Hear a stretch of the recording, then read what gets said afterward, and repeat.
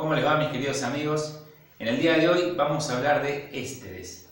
Los ésteres constituyen una familia dentro de la química orgánica muy importante, ya que tiene muchas aplicaciones.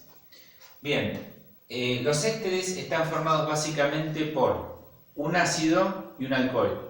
Los dos se tienen que combinar para poder formar un éster. No voy a explicarle todo lo que es ácido y alcohol porque eso ya lo hice en otros tutoriales, pero para refrescar un poco la memoria, recordemos que el carbono es tetravalente, es decir, acuérdense bien de cada vez que hacen una estructura carbonada, de que cada carbono tenga las 4 valencias completadas. En el caso de un alcohol, el grupo funcional, la parte de la molécula que le da identidad es el oxidrilo, ¿sí? Aquí tenemos, por ejemplo, el metanol. El OH es el oxidrilo. Todos los alcoholes tienen OH. Y recuerden un poco los nombres. Acuérdense de los alcanos. La línea era, cuando teníamos un carbono, metano. 2 carbonos, etano. 3 carbonos, propano, butano. 5 pentano, 6 hexano. Recuerden eso. Lo único que hay que hacer en alcoholes es cambiar la terminación ano por ol. Si este es de un carbono, vendría a ser, en vez de metano, metanol. Es el metanol, ¿sí? Si hubiera tenido 2 carbonos, es el etanol y así sucesivamente.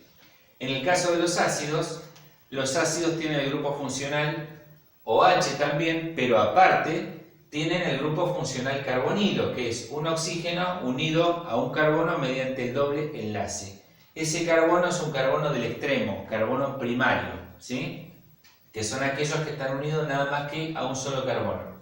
Bien, cuando estamos en presencia de un alcohol y de un ácido, se puede formar un éster. Esa reacción se llama esterificación, que es la reacción de formación de un éster. Y cuando se forma un éster también se forma agua. Entonces, ¿qué sucede? Como les muestro aquí, el hidrógeno del grupo oxidrilo del ácido, ¿sí? Se va a unir con el oxidrilo del alcohol, ¿correcto? Entonces, la unión de esos dos grupos forma una molécula de agua, ¿sí? Una molécula de agua.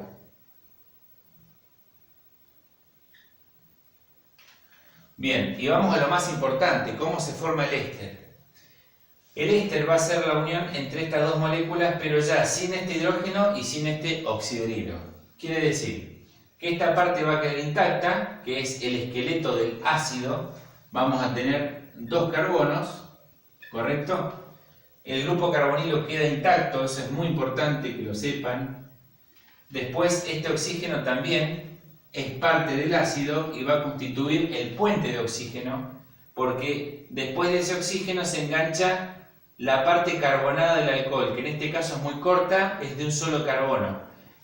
¿Por qué? Porque el oxidrilo al retirarse va a dejar al carbono con una línea libre, una valencia libre, una ligadura libre, ¿sí? Por lo tanto, se van a unir y nos queda este compuesto, ¿sí? Aquí nos queda CH3. Completamos todas las valencias. Esto ya es un éster. Y el nombre es etanoato de metilo. ¿Por qué? Primero tenemos que saber el nombre del ácido. El ácido es el ácido etanoico. Y la terminación ico la cambiamos por ato. Entonces, nos va a quedar como nombre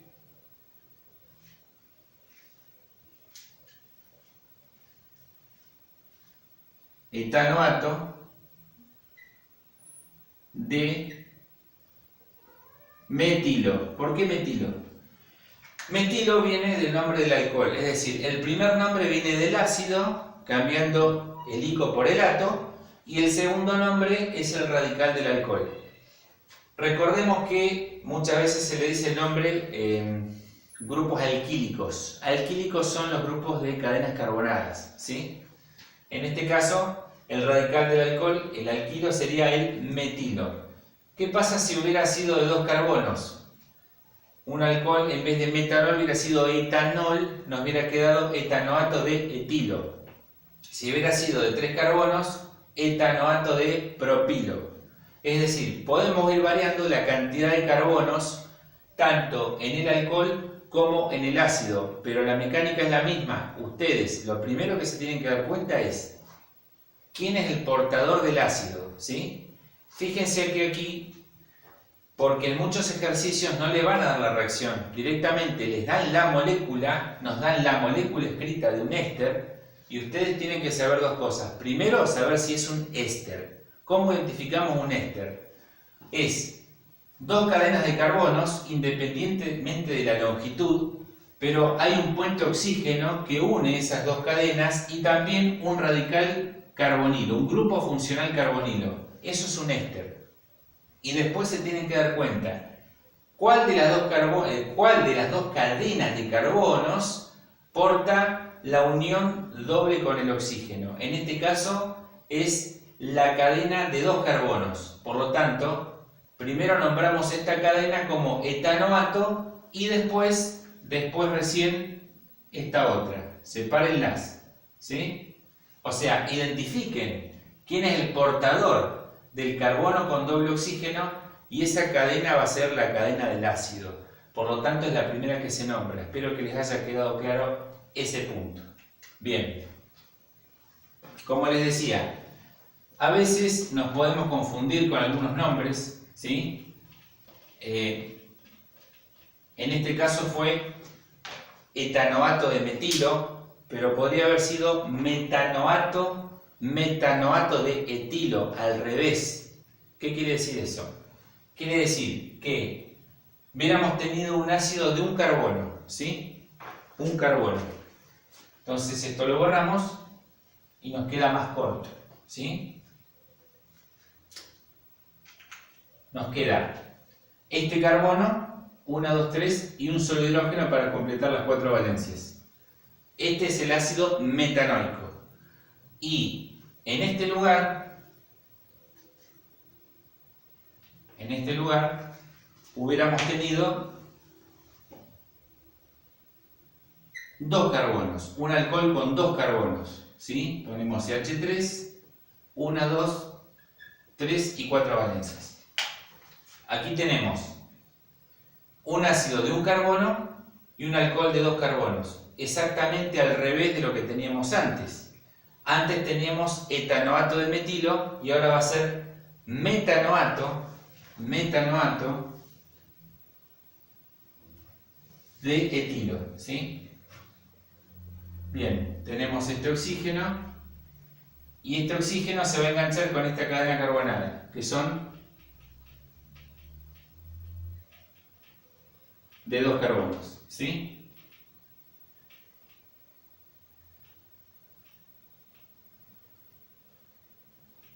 Bien, entonces tenemos metanoato de etilo. Bien, quería aclararle algo.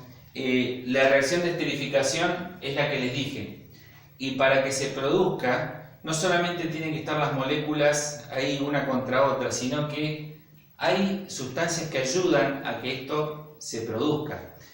Se llaman agentes deshidratantes. Por ejemplo, uno muy utilizado es el ácido sulfúrico H2SO4. Este ácido lo que hace es chupar agua, deshidrata, es decir, las moléculas de agua que se van formando las consume y eso hace que la reacción vaya hacia la derecha, porque al haber menos cantidad de agua, la reacción reacciona produciendo más agua, y si se produce más agua, quiere decir que va a la derecha, por lo tanto, estamos fabricando más cantidad de éster y eso es lo que buscamos. Así que es muy importante la presencia de un agente deshidratante y de buena temperatura, que haya calor, ¿sí? Que haya calor. Bien, existe también la reacción inversa, es decir, a partir de un éster nosotros nos podríamos ir hacia la izquierda, ¿correcto? Eso se llama hidrólisis. La hidrólisis es el proceso mediante el cual un éster se desdobla, se rompe en las dos moléculas iniciales, que sería un alcohol y un ácido, ¿sí? La hidrólisis puede ser en medio ácido o puede ser más fuerte en medio alcalino cuando se usa hidróxido de sodio, por ejemplo. Bien, entonces, para avanzar un poco, también les quería decir que existen ésteres de ácidos inorgánicos, ¿sí? Ésteres de ácidos inorgánicos, como es el caso del ácido sulfúrico. Ustedes recordarán que el sulfúrico tiene 2 hidrógenos, ¿sí? Así que, si se encuentra en presencia de un alcohol, por ejemplo, un alcohol de 3 carbonos o de 2 carbonos, no importa, vamos a suponer que tenemos al etanol, ¿sí? Vamos a ponerle OH. Este hidrógeno se va a unir con ese oxidrilo y va a hacer lo mismo acá abajo, ¿sí?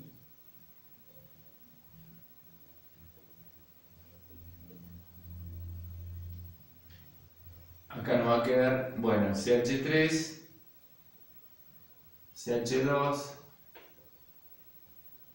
CH2, CH3, ¿sí?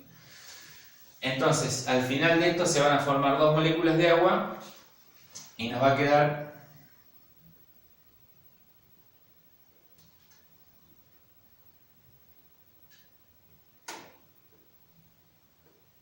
formado el éster.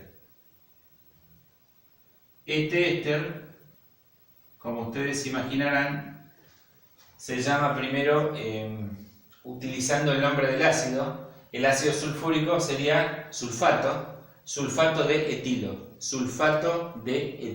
¿sí? Bien. Bueno, para ir finalizando, simplemente le voy a mencionar, pero esto lo pueden encontrar en más detalles, por ejemplo, en el blog que tengo, www.quimicayalgomás.com. Pueden entrar y buscar ésteres. Ahí nombro algunas propiedades físicas, algunas propiedades químicas, algunos usos. Como propiedades físicas podemos decir, los ésteres tienen puntos de fusión y ebullición relativamente bajos, son insolubles en agua. ¿Por qué? Porque fíjense que no tienen un puente de hidrógeno como el agua. O hay sustancias que tienen puente de hidrógeno y hace que esas moléculas estén mejor unidas y va a ser más difícil romperlas. Por eso sus puntos de ebullición y fusión son bajos. Por otro lado, son insolubles en agua, justamente porque son incompatibles, no tienen puente de hidrógeno para unirse a moléculas de agua, van a ser solubles más en solventes orgánicos. Podemos encontrar distintos tipos. Los ésteres con muchos carbonos ya son sólidos porque tienen un peso molecular elevado, como es el caso de las ceras. Las grasas son ésteres, los aceites. Bien, y con respecto a los usos podemos hablar de... tienen propiedades físicas como ciertos aromas, así que se utilizan mucho en la industria alimenticia para fabricar esencias, en la industria farmacéutica, en cosmetología, para realización de pinturas también, porque para hacer las lacas se necesitan disolventes orgánicos y los ésteres son muy buenos disolventes de otras sustancias orgánicas. Así que bueno, y otro uso que se le da es la aspirina. La aspirina es un ejemplo de éster muy utilizado. ¿Quién no ha consumido aspirina? Así que bueno, eso es todo, amigos, por ahora. Espero que les haya servido. Dejen sus dudas y comentarios y, como les decía, nos pueden visitar en www.quimicayalgomás.com. Muchas gracias.